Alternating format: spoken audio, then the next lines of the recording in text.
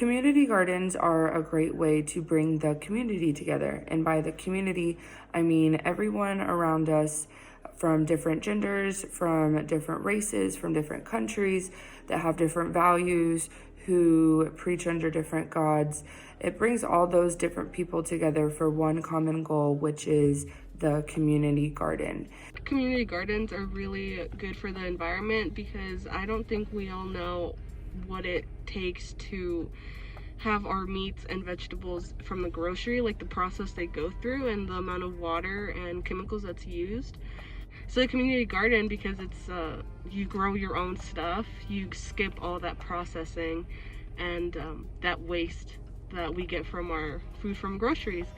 So yeah, I think it does help a lot with pollution and the waste of our necessities from the earth. So the community garden, because it's you grow your own stuff, you skip all that processing and that waste that we get from our food from groceries. Also, having a community garden in our city allows us to get fresh vegetables and fruit. Store-bought items are known to have added sugars and artificial ingredients. With a community garden near us, it increases physical activity, which helps us with mental health and encourages us to eat fruits and vegetables. The amount of vegetables and fruit an adult should be consuming on a daily basis is 1.5 to 2 cups a day. Now is also a great time to discuss the importance of the day-to-day environment that our youth grow up in each and every day. And what I mean by this is their surroundings, the overall culture in our communities, and the living situations our families deal with on a day-to-day situation. Community gardens also impact a lot neighborhoods' images. Having a green area in a mostly urban community is going to give a lot more value to that community. Sometimes it just takes a conversation to completely change a stereotype or preconceived notion somebody could have had against one type of group of people. For example, there's a man named Daryl Davis, a black man, who goes around and talks to members of the Ku Klux Klan, and in many instances, high, powerful ranking members of the Ku Klux Klan have gifted him their robes because he was able to literally change their mind about racism and the terrible things that the Klan was doing. And that all happened because one man had the audacity to go and talk to these different people, even though they knew that he hated him. To this new study by MMWR, they said that 1 in 10 Americans don't reach the fruit and vegetable. Our inner city and our low-income areas for our youth, that they are not given the same opportunity, resources, and information like others. And this is why on our journey to our own American dream or our own ultimate goal in life, we tend to lose track, lose focus of helping out others because we develop the mentality that society has instilled in us here and there, the saying, every man for himself, work as hard as you can, do whatever you need to do to provide for yourself and or your loved ones. And that may be the case sometimes, and we'll have a lot going on our own plate, and we deal with our own issues, but for a community to be a community, it goes back to everyone getting involved. It does help a lot with pollution and the waste of our necessities from the earth.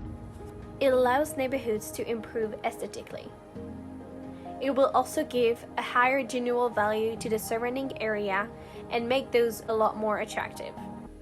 This whole process will eventually help to break bad stereotypes or images attributed to some neighborhoods. It will make those places safer, reduce crime rate, and make the residents feel happier and safer in their home. Instilling key morals and values into our youth so that they get the right resources and information needed so that they can ultimately change the narrative of the world that we're living in. Vegas actually has their very first community garden that was open around 2005, I believe. It's called Vegas Roots, and the founder, she was donated 5 acres of land and she decided to make a community garden. She figured that doing the community garden would help educate kids on a healthier lifestyle, and they also teach how to compost.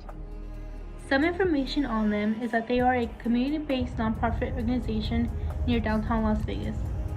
Since their establishment in March 2010, Vegas Root continues to be our city's first and only urban farm.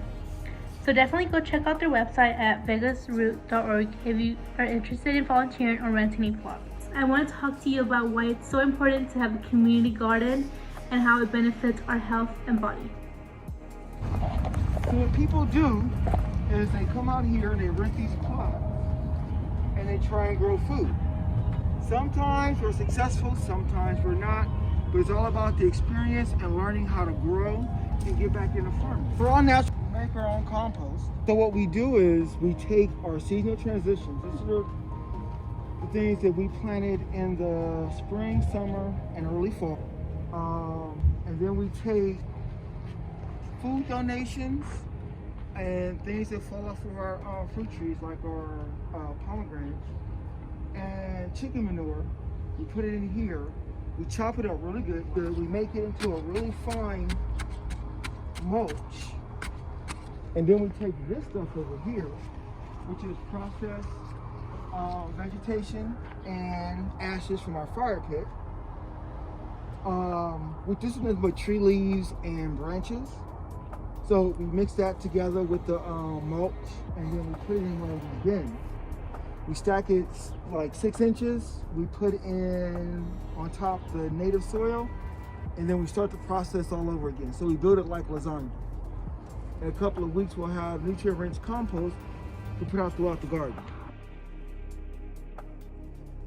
So being an environmentalist, I feel like people don't understand that it's at your own pace of being able to recycle and just change a couple things in your life. It's not about changing your whole diet immediately.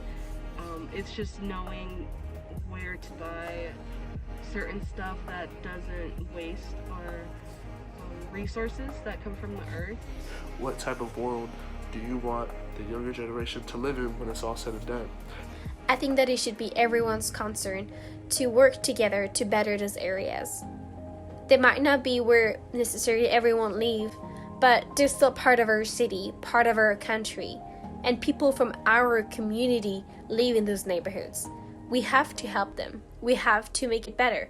We have to create a community spirit and try to help each other as much as we can, even if times are hard sometimes. They do allow different people from different walks of life together to unite for one common goal.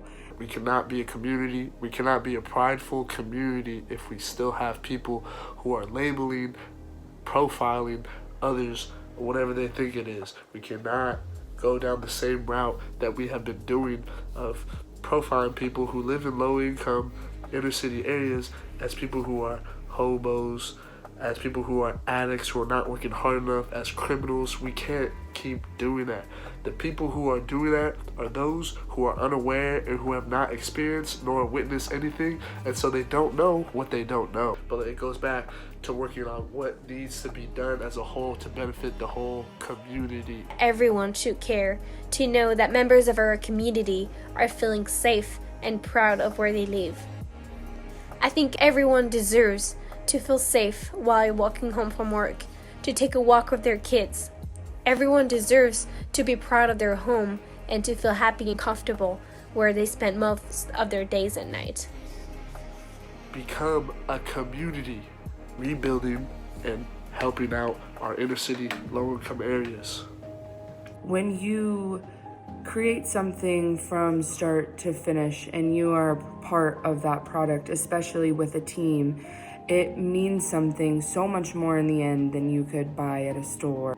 Without the people, there's no community. Environmentalism can be for everyone. It just depends on if you want to put in the dedication to it.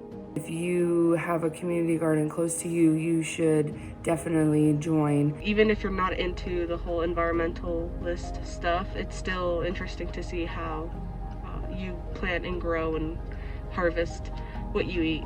But it's not something that the government alone or people individually can accomplish. It's something that we all have to work together. So go to community gardens, involve in volunteering activities, and make a difference.